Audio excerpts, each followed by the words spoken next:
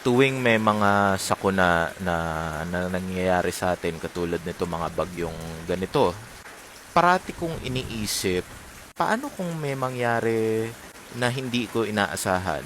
Katulad ng masira yung bubong, may lumipad na sanga ng puno at tanamaan yung bahay. Paano kung tamaan yung kotse?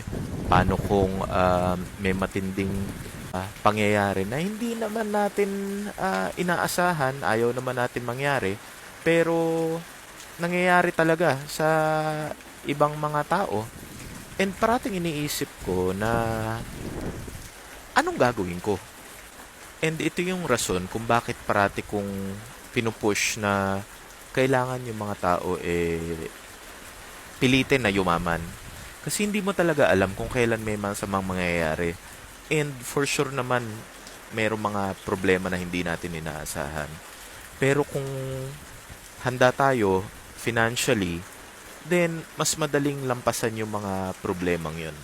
Like for example, kung merong mangyari sa bahay namin or sa sasakyan o kaya sa kung ano man, kung if it's small enough, kakayanin dahil merong emergency fund, merong konting ipon and kayang malampasan.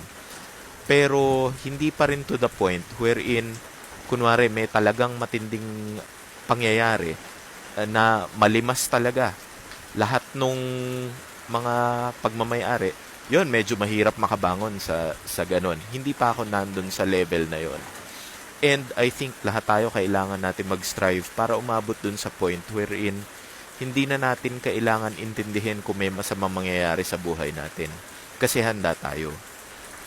Ngayon, para doon sa mga tao nagsasabi na, alam mo yun, yung mga nega, katulad nung nakikita nyo doon sa ibang comment section dito sa mga iba kong videos, pag-isipan nyo yun na, paano kung may masamang mangyari sa'yo? Anong gagawin nyo? Lalapit kayo sa gobyerno?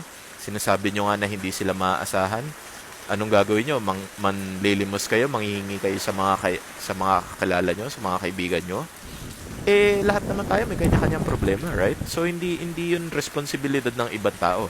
Hindi pwedeng salbahin tayo ng ibang tao. Hindi ibang tao yung sasagot ng problema natin.